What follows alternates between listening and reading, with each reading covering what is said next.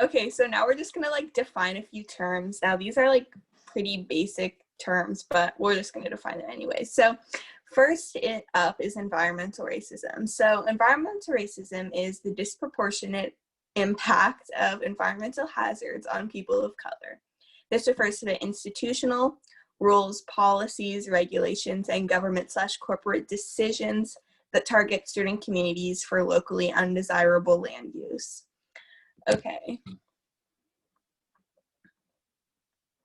Okay, now capitalism. Capitalism is an economic political system in which a country's trade and industry are controlled by private owners for profit. So America is a capitalist country. The purest form of capitalism is free market capitalism. Here, private individuals are unrestrained. They may determine where to invest, what to produce or sell, and at which prices to exchange goods and services. The laissez-faire, okay, that was not good, marketplace operates without checks or controls. Okay, intersectionality. Intersectionality is the relationship between two or more social and/or societal issues. For example, the climate crisis disproportionately affects POC. This is an extension of racism and white supremacy, so we cannot have climate justice without racial justice and vice versa. Okay, Audrey's back.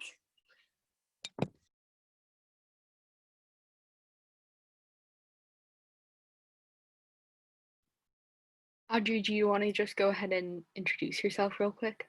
Oh yeah, so I'm Audrey, as I said. I'm from the policy team at Washington Youth for Climate Justice. And so going on to the next slide, we are colonialism and imperialism. So those are aspects of capitalism that focus on extracting resources and politically dominating other nations.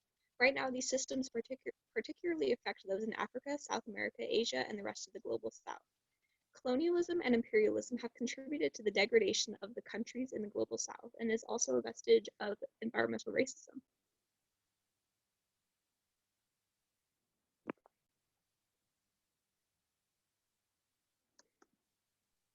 Okay, now we are on to the global South. So newly industrialized or industrializing countries with a history of colonialism, typically located in Asia, Africa, and South America.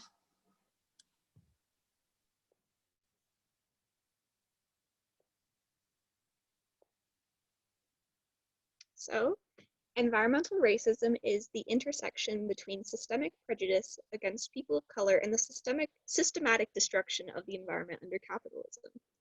This comes from the origins of capitalism. When the Spanish first arrived in the Americas, they set up the encomienda system, which not only destroyed the land, it destroyed the bodies and culture of the Arawaks and other native peoples. The encomienda system contributed to a population decline of over 96%. It was a genocide. Over the course of centuries, hundreds of countries were pillaged and their inhabitants murdered for resources or through forced back-breaking labor that has wrecked traditional environmental patterns and made thousands of species go extinct. This devastation has primarily affected people of color. Today, it still does.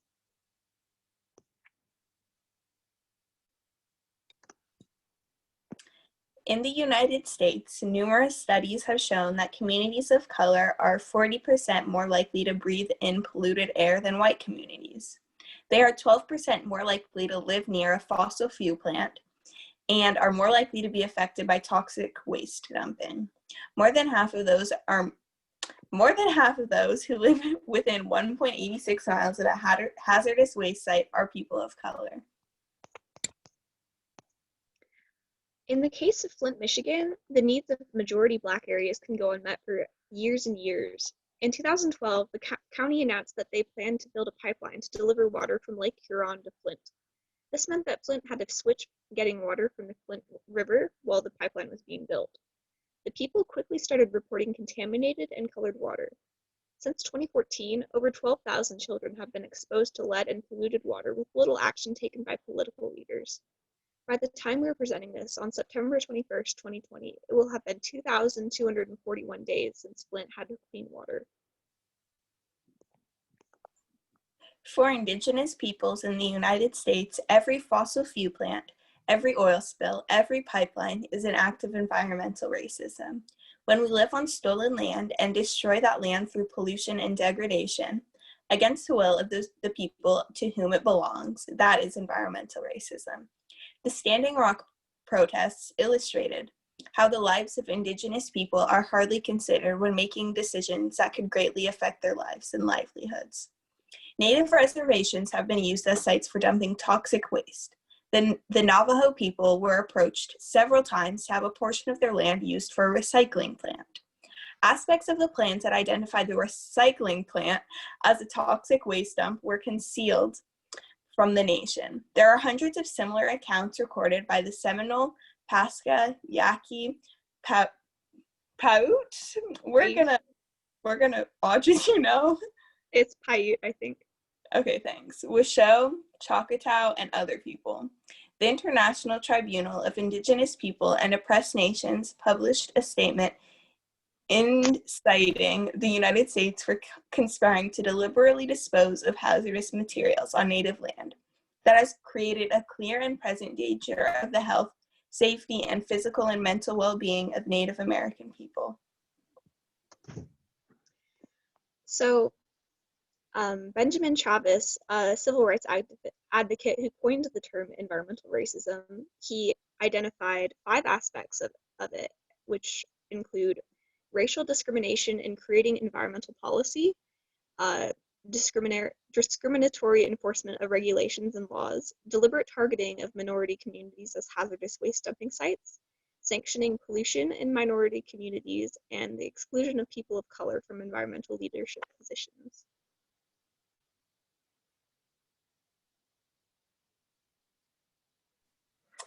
On a global scale, millions of acres of traditional land is being cleared against the will of the Indigenous people of the Amazon. The intensive mining, ranching, and factory farms that have been imposed on the world have destroyed the integrity and practices of billions of people in the global South.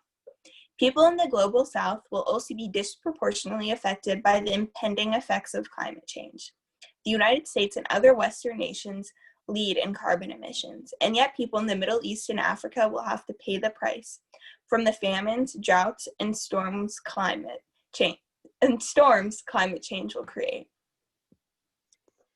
The burden of reducing emissions has been placed on developing countries like Senegal, which plans to reduce emissions by 45% by 2030, or the Democratic Republic of Congo, which plans to reduce emissions by 17%, or Cuba, which vows to reach carbon neutrality.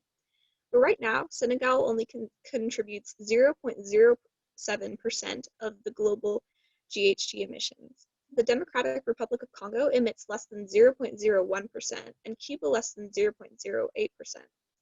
The entire continent of Africa, with a population over 1 billion, contributes between 2 to 3% of the world's carbon emissions. The United States, with a population of only 300 million, contributes over 25% of all emissions. In the past, the US had pledged to limit their emissions, but President Trump's administration had gone back on that promise. Countries which contribute almost nothing to the global carbon index are doing more than countries which contribute hundreds of times more. The solution to environmental racism is environmental justice. This entails countries which have colonized and exploited others will take responsibility and make amends for the damage they have done. It requires investing in communities who have been disproportionately affected, fairness and equity in making environmental policy, and equal access during the decision-making process. Ending the systems which have allowed such destruction to take place is a vital aspect of reparations. Climate change and other environmental problems are inextricably embedded in a colonialism and capitalism, and can only be solved through the redistribution of the wealth stolen from the global South and an immediate move to a system that prioritizes ecological concerns over profitability.